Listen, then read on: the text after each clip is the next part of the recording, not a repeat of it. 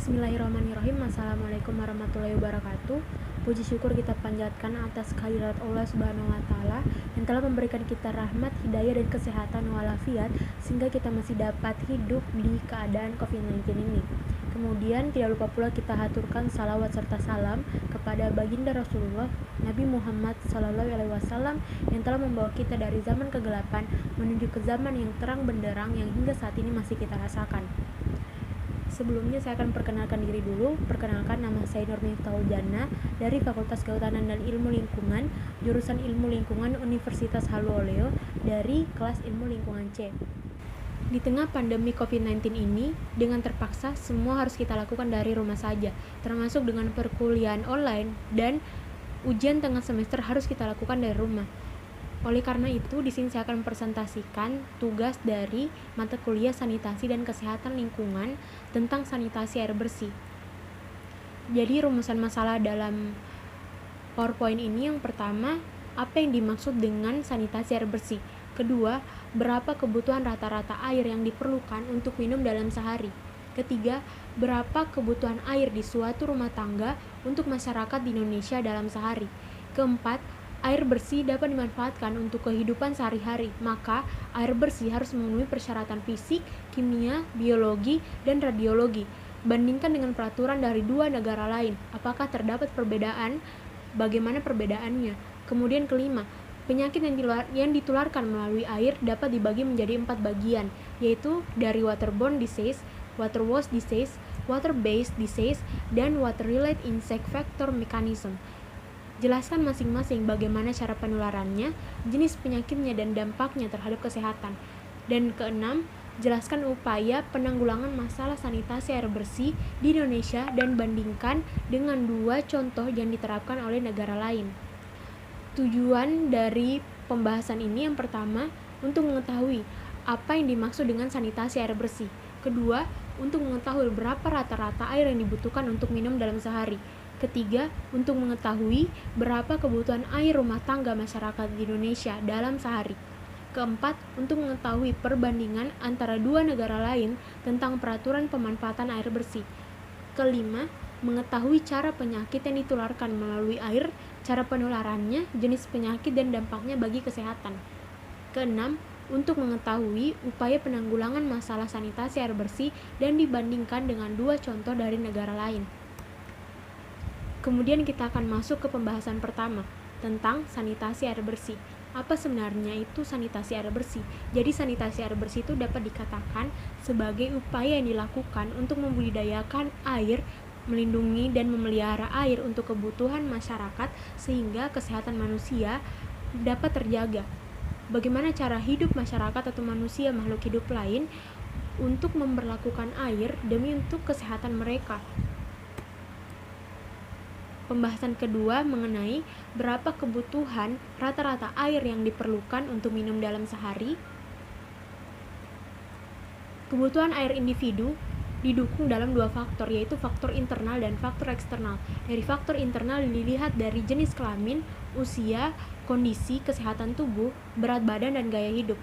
Faktor eksternal, suhu, kelembaban dan aktivitas fisik individu. Kemudian kebutuhan air individu dilihat dari berbagai fase. Dari fase pertama yaitu bayi. Bayi dari 6 bulan sampai 1 tahun membutuhkan air sebanyak 800 ml per hari. Untuk fase anak-anak dari umur 1 sampai 3 tahun membutuhkan air 1200 ml per hari. 4 sampai 6 tahun membutuhkan 1500 ml per hari. 7 sampai 9 tahun membutuhkan 1900 ml per hari. 10 sampai 12 tahun membutuhkan 1800 ml per hari. Kemudian pada fase remaja, 13 sampai 15 tahun membutuhkan 2000 ml per hari. Remaja di sini dibagi dari laki-laki dan perempuan. Remaja 16 sampai 18 tahun untuk laki-laki membutuhkan 2200 ml per hari, sedangkan perempuan membutuhkan 2100 ml per hari. Fase dewasa, laki-laki membutuhkan 2.500 sampai 2.600 ml per hari, sedangkan perempuan membutuhkan 2.300 ml per hari. Pada fase lanjut usia 65-80 tahun, pada laki-laki membutuhkan air sebanyak 1.900 ml per hari. Untuk perempuan membutuhkan 1.600 ml per hari. Dan untuk fase 80 tahun ke atas, dari laki-laki membutuhkan 1.600 ml per hari dan perempuan membutuhkan air sebanyak 1.500 ml per hari. Kemudian pembahasan ketiga, kebutuhan air untuk rumah tangga. Berdasarkan dari angka hasil studi WHO mengenai pemakaian air di daerah pedesaan di negara-negara yang berkembang membutuhkan 60 liter per orang per hari. Sedangkan untuk penduduk desa di Indonesia, keperluan airnya yang dibutuhkan yaitu 40-50 liter per hari per orang. Jadi setiap orang itu membutuhkan, di kalangan desa, membutuhkan 40-50 liter air per hari. Kemudian untuk penduduk di kota Indonesia, keperluan airnya itu lebih banyak. Jadi dia membutuhkan 80-100 liter per hari per orang. Kemudian pembahasan keempat mengenai Permenkes nomor 907 garing Menkes garing SK garing 8 garing 2002 dan Permenkes nomor 406 garing Menkes garing per garing 9. Pada Permenkes nomor 907 ini membahas tentang parameter dari air dilihat dari fisika, kimia, dan mikrobiologi dan kadar maksimum yang diperbolehkan dari air. Sedangkan pada Permenkes nomor 416 garing Menkes garing per garing 9 ini membahas tentang persyaratan kualitas air minum dilihat dari bakteriologis dan kimia. Dari bakteriologis, parameternya dilihat dari air minum, air yang masuk sistem distribusi, dan air pada sistem distribusi. Kemudian dari kimia membahas tentang bahan-bahan inorganik yang memiliki pengaruh langsung pada kesehatan. Kemudian jika dibandingkan antara peraturan di negara Indonesia dan di Singapura, dilihat dari Indonesia, dalam Permenkes Indonesia memiliki syarat pengawasan air dan pengawasan kualitas air, serta juga syarat pengawasan kualitas air minum. Karena di Indonesia mempunyai air tanah, sehingga Indonesia peraturannya membutuhkan tentang pengolahan air tanah atau air permukaan sebagai kebutuhan hidup manusia, kebutuhan hidup masyarakat. Sedangkan pada peraturan di negara Singapura, aturan di negara Singapura yaitu mengelola dan mengatur air bersih seefektif mungkin, karena di Singapura tidak biasa menggunakan air tanah.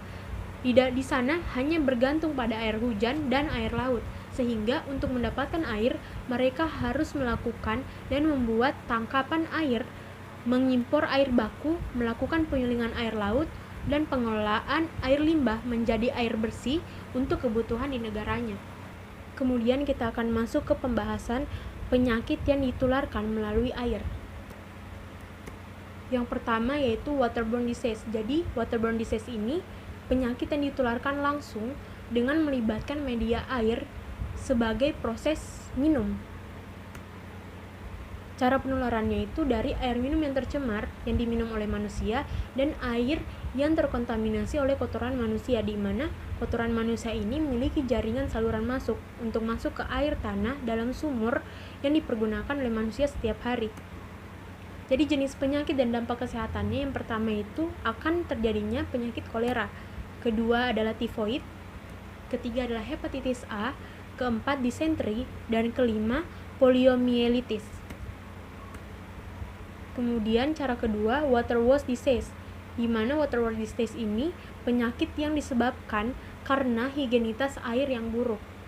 Jenis penyakit dan dampak kesehatannya, yang pertama akan mengakibatkan diare, kedua akan mengakibatkan leptospirosis, keempat trakoma, dan kelima adalah skabies. Selanjutnya water-based disease.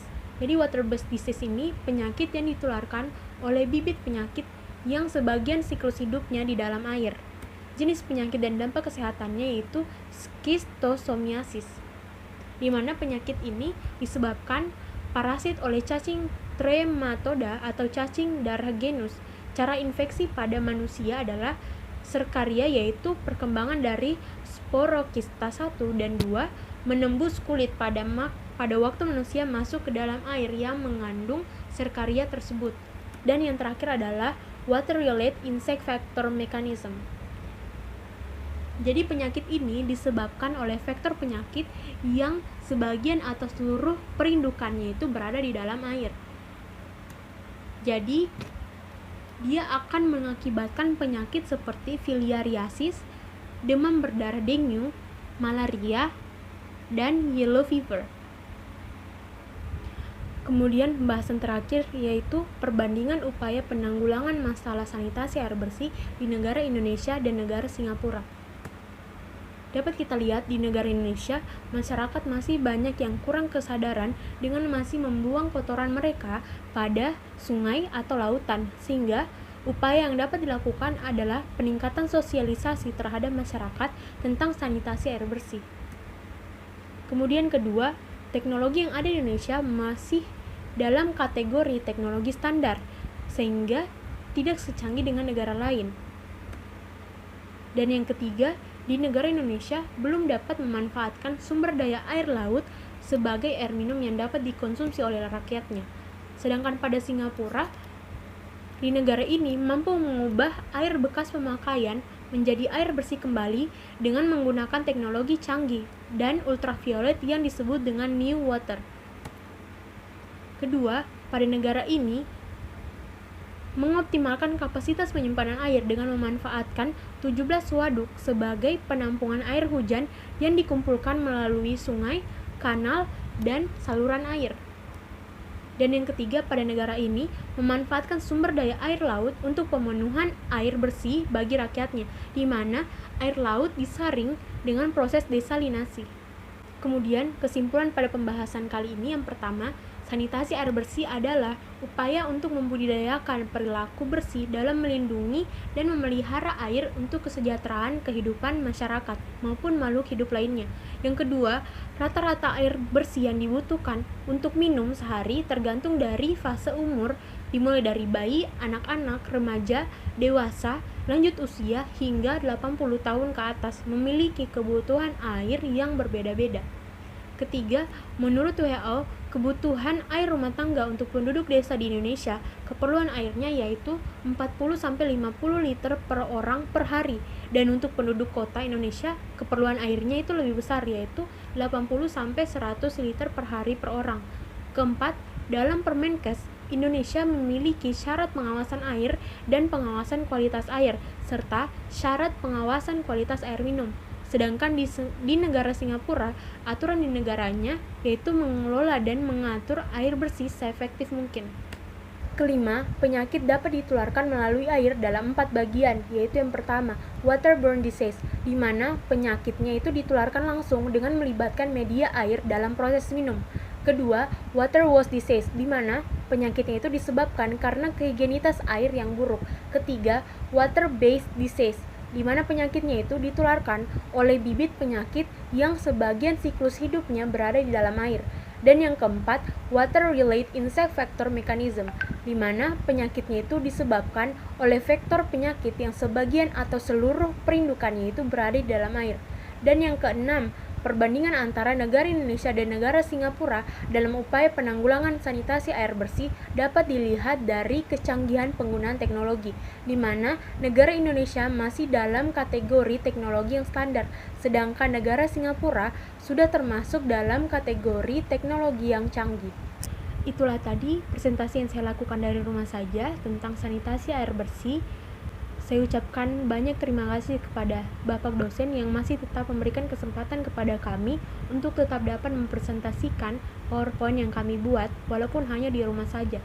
Untuk kurang dan lebihnya mohon dimaafkan. Wabillahi taufiq walhidayah. Wassalamualaikum warahmatullahi wabarakatuh. Shawty made that ass clap, she don't need no applause. High fashion, like Goya, G-Wagon, or the Rover. I put some ice on you cause you got a cold heart. I know I gotta keep my shawty on go.